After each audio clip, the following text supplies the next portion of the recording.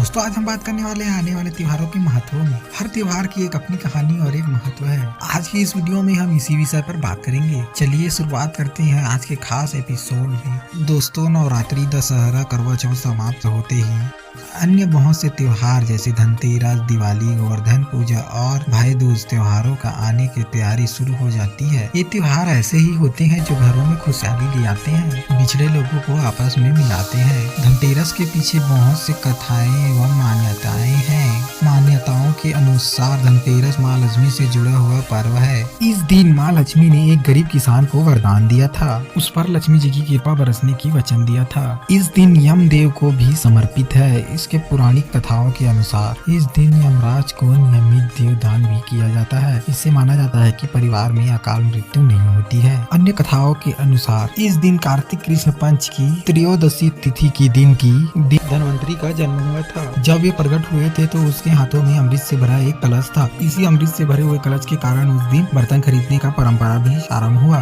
इस तरह ही धनतेरस का त्योहार मनाया जाता है। दोस्तों दिवाली त्योहार की परंपरा तो आज बच्चों को पता है। इस दिन भगवान श्री राम जी ने रावण को मार कर माँ सीता को उससे छुड़ाया था और 14 वर्ष वनवास को पूरा करके अयोध्या वापस आए थे। इस खुशी में अयोध्या वासियों ने दीप जलाकर उसका स्वागत किया था। इसी पर्व को आज हम दिवाली के रूप में मनाते हैं। दिवाली के दूसरे दिन ही गोवर्धन पूजा भी होता है। गोवर्धन पूजा की शुरुआत द्वापर युग से ही हुई। हिंदू मान्यताओं के अनुसार इंद्रदेव की पूजा करते थे, परंतु कृष्ण भगवान ने उसकी पूजा करने से मना कर दिया था। उनके कहने पर 1 वर्ष तक गाय की पूजा की। गाय की गोबर की पहाड़ बनाकर उसकी परिक्रमा की। इस पर इंद्रदेव बहुत क्रोधित हो गए और भारी वर्षा करने लगे। इस पर भगवान श्री कृष्ण ने अपनी एक उंगली से गोवर्धन पर्वत को उठाकर वृक्ष की रक्षा की, जिसे देखकर इस लीला को देखकर इंद्रदेव भी शर्मिंदा हो गए और कृष्ण भगवान से माफी मांगी। इस दिन से ही गोवर्धन पूजा मनाई जाती है। जैसे ही गोवर्धन पूजा की समाप्ति होती है वैसे भाई दूज की त्योहार की शुरुआत हो जाती है। इस दिन भाई अपने बहन के घर जाता है। इस दिन बहन अपने भाई को तिलक लगाती है और भाई दूज की कथा सुनाती है और मिठाई खवाती है। अपने भाई की उज्जवल भविष्य और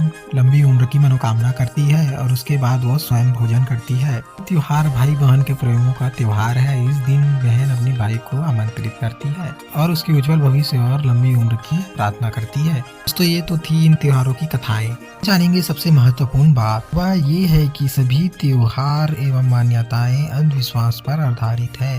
ये सब निराधार और व्यर्थ है। जैसे कि लोगों की मान्यता है कि धनतेरस के दिन यमराज को दीपदान करने से परिवार में अकाल मृत्यु नहीं होती, परंतु ऐसे कितने लोग हैं जो इस पूजा को करते करते आयु में ही मृत्यु को प्राप्त हो जाते हैं। उनकी रक्षा क्यों नहीं हुई धनतेरस के पूजा से?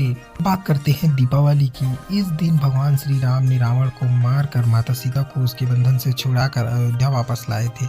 इसकी खुशी में पूरा अयोध्या वासियों ने दीप जलाकर उनके स्वागत किया था। जब श्री रामचंद्र जी ने एक धोबी की व्यंग कसने से माता सीता को महल से निकाल दिया था जब वह गर्भवती थी। इससे सभी प्रजा दुखी हो गई और त्योहार न प्रजा को अच्छी लगी और न ही राजा को अच्छी लगी। गोवर्धन की पूजा भगवान श्री कृष्ण ने इंद्रदेव की पूजा बंद करवाकर इष्ट देव की पूजा करने को कहा था।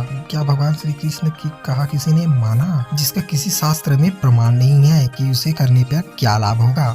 अब बात करते हैं भाई दूज की। यमराज सत्य का राज करता है। जैसे कर्म करते हैं वैसे फल मिलता है। यमराज के पास इतनी शक्ति नहीं है कि वह जीवों के पापों को नष्ट कर सके या पुण्य को बढ़ा सके। इस लोक की चाहे कितनी भी बड़ी शक्ति क्यों न हो, कर्मों के लिए को कोई मिटा नहीं सकता। सतलोक के पूर्ण शक्ति योग कबीर साहिब जी जीवों के पापों को काट सकते हैं। पूर्ण परमात्मा कबीर साहिब ही सर्वशक्तिमान है जो हर चीज करने में सक्षम है। यह परमात्मा अपनी प्यारी आत्माओं से मिलने के लिए समय समय पर पृथ्वी पर आते हैं और अपना लीला दिखाते हैं।